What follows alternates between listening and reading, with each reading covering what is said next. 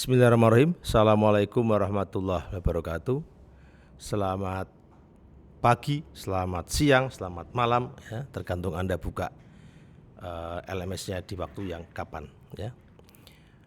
Alhamdulillah kita masih bertemu kembali di dalam kelanjutan ya, pertemuan lanjutan dari materi yang sudah saya sampaikan di pertemuan sebelumnya. Semoga Anda tetap semangat supaya tetap sehat ya. Kalau Anda sehat, insya Allah semua aktivitas bisa berjalan dengan lancar dan lebih punya kemanfaatan. Mas Mbak, kita akan lanjutkan atau kita akan mereview sedikit juga ya apa yang sudah kita bahas kemarin tentang hal yang berkaitan dengan manajemen bisnis keluarga ya. Kita akan masuk dalam teori transformasi perusahaan keluarga ya.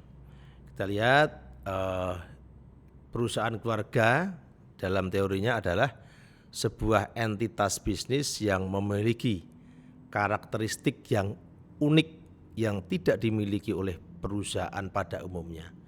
Jadi karakteristik unik ini yang membedakan dengan perusahaan-perusahaan yang lain, yang notabene tidak dimiliki, yang notabene bukan dimiliki oleh keluarga.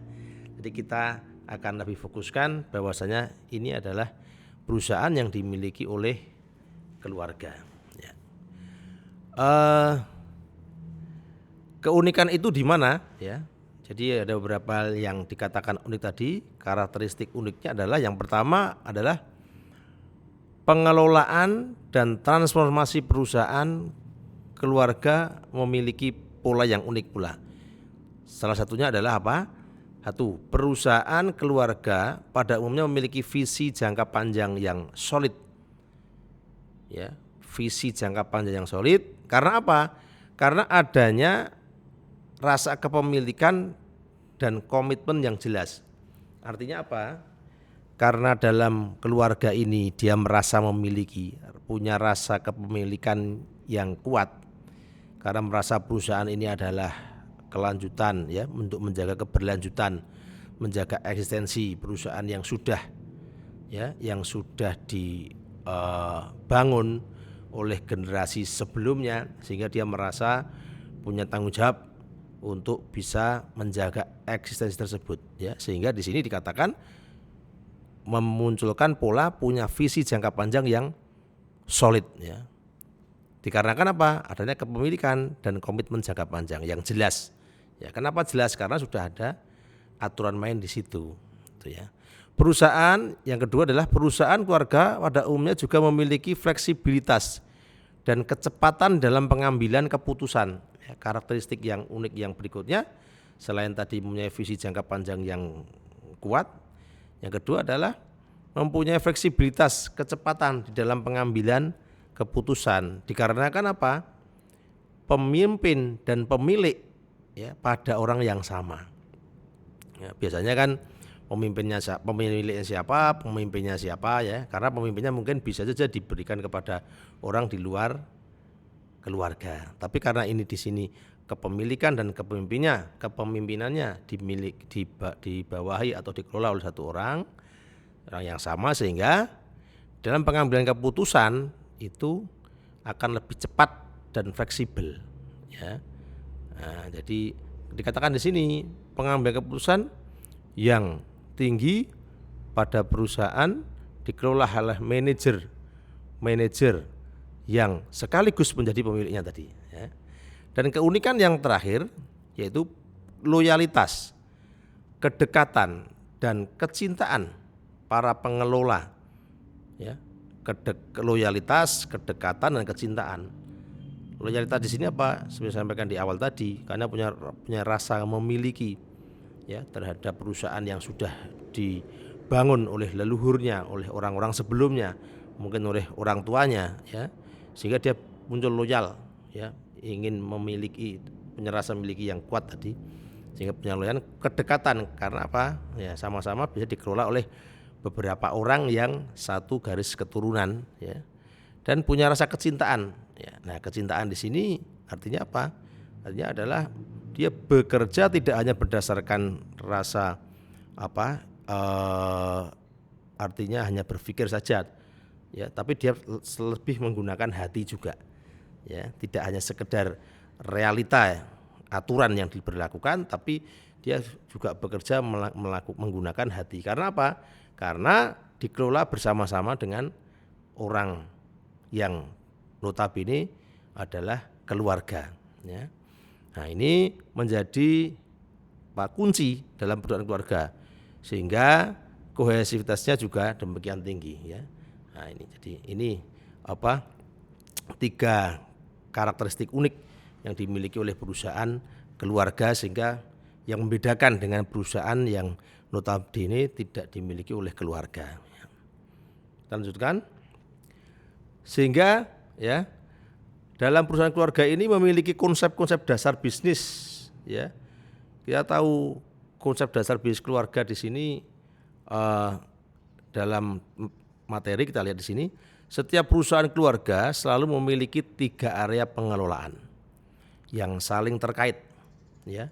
Jadi antara satu dengan satunya saling terkait, tergantung satu sama lain, dan ketiganya sama pentingnya.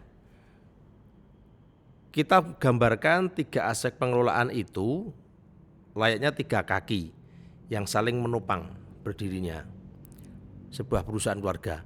Kaki ini ketiga-tiganya harus ada, karena kalau salah satu saja buntung, maka jalannya perusahaan itu akan jadi pincang, ya. Jadi ketiga kaki ini harus ada, ya, dan ini saling terkait. Jadi kalau manusia kita itu kan cuma 2 kaki, ya, tapi perusahaan ini 3 kaki, ya, 3 kaki, ya. Jadi ini analogikanya seperti itu. Nah, karena kalau salah satu saja buntung, maka jalan perusahaan jadi pincang, enggak karuan. 3 kaki ini apa? Ya, 3 kaki atau dasar yang paling penting dalam perusahaan keluarga adalah pengelolaan bisnis, dikatakan sebagai business management yang pertama. Yang kedua, pengelolaan keluarga, ya, dikatakan di sini pengelolaan keluarga itu namanya family management. Dan yang terakhir, pengelolaan kepemilikan atau dikatakan sebagai ownership management. Ya, pertama adalah pengelolaan bisnis itu sendiri, dikatakan bisnis manajemennya. Yang kedua, pengelolaan keluarga, ya, berhubungan dengan family management. Dan yang terakhir, yang ketiga adalah pengelolaan kepemilikan, dikatakan sebagai ownership management. Nah, kita akan bedah ini ketiga kaki yang menjadi konsep dasar di perusahaan keluarga ini apa saja, ya. Apa saja yang ada di dalam bisnis manajemen, apa saja yang berada di dalam pengelolaan keluarga atau dikatakan family management, dan apa saja yang berada pada pengelolaan kepemilikan atau ownership management, ya. Kita lihat. Yang pertama, ya, yang menyangkut pengelolaan teknis bisnis, ya.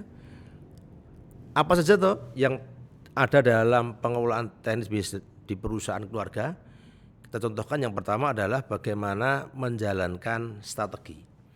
Setiap perusahaan, ya, baik itu keluarga maupun non keluarga, yang dimiliki oleh keluarga atau yang dimiliki oleh non keluarga, pasti punya strategi, cara, kiat-kiat di dalam menjalankan perusahaan tersebut, ya.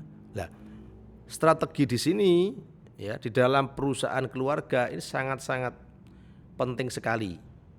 Karena apa? Kita lihat di perusahaan keluarga itu juga salah satu tadi ada karakteristik unik yang menjadi kelebihan, tapi di balik itu kekurangannya pun juga ada.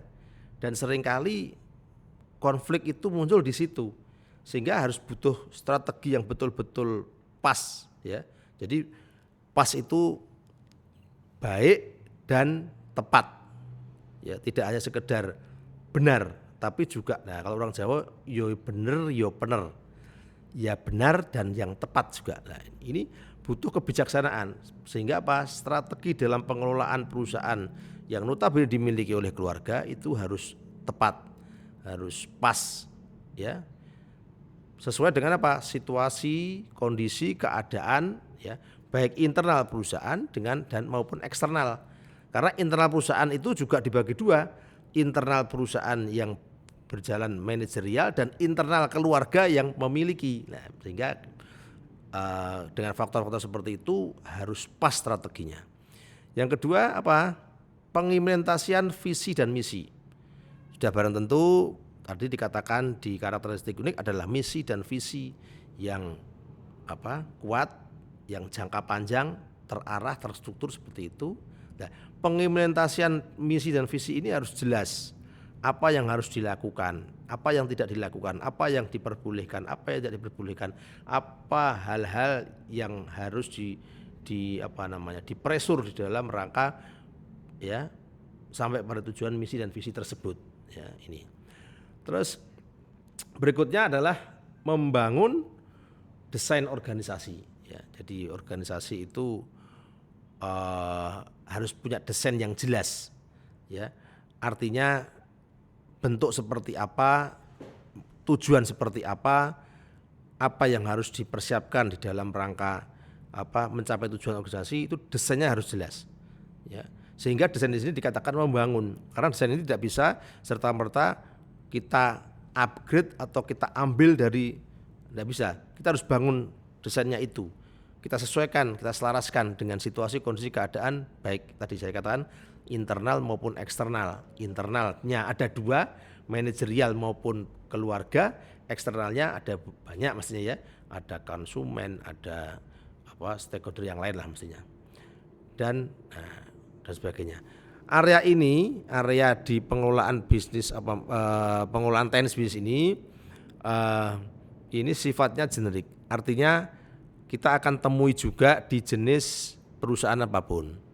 Di perusahaan apapun yang notabene juga tidak dimiliki oleh keluarga juga muncul ya permasalahan, muncul hal-hal yang berkaitan dengan di atas ya. Contohnya adalah teknisnya, strateginya, pengimplementasian misi visi, membangun desain, itu juga ada di perusahaan-perusahaan yang dimiliki non keluarga. Tapi di keluarga penghandelannya, pendekatannya menjadi berbeda ya. Nah, kita lihat di sini.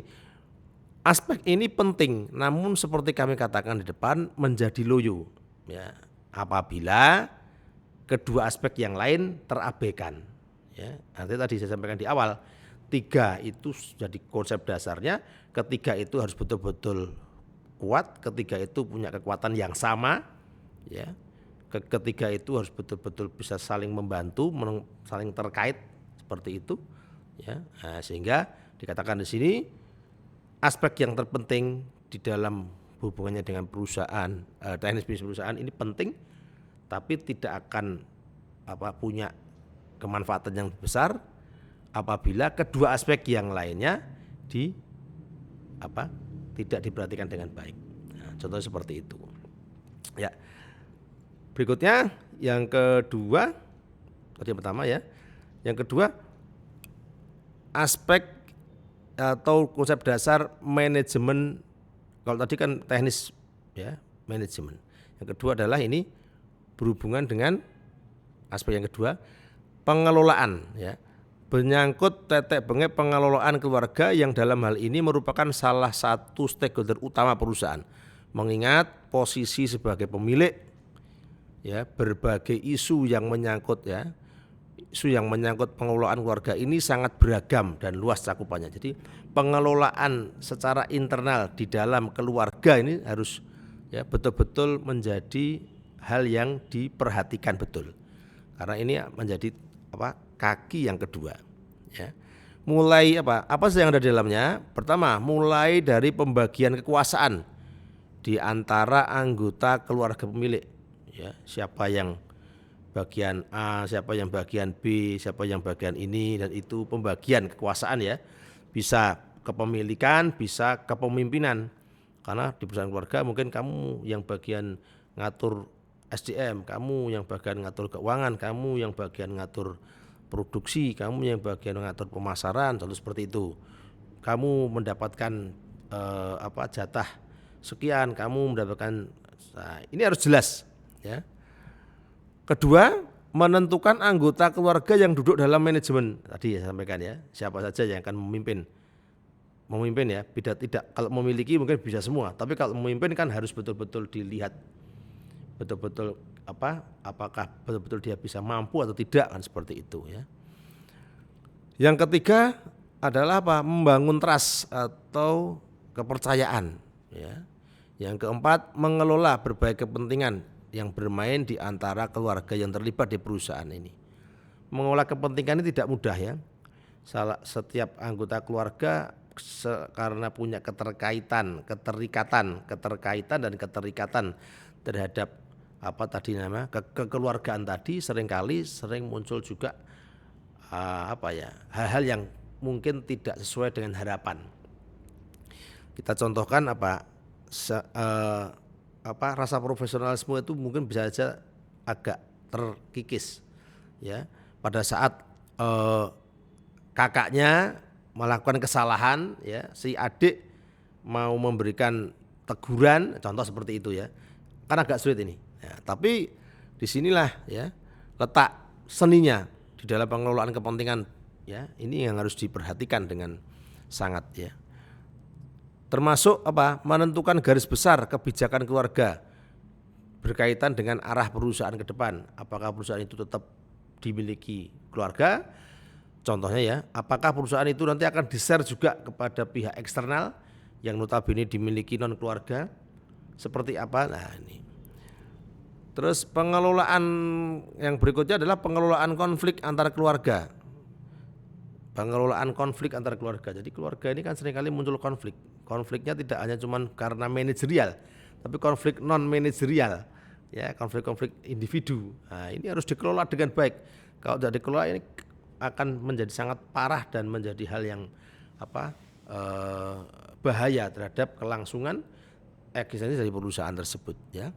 Yang ketiga, sampai kepada merencanakan suksesi ya dari generasi sebelumnya kepada generasi selanjutnya.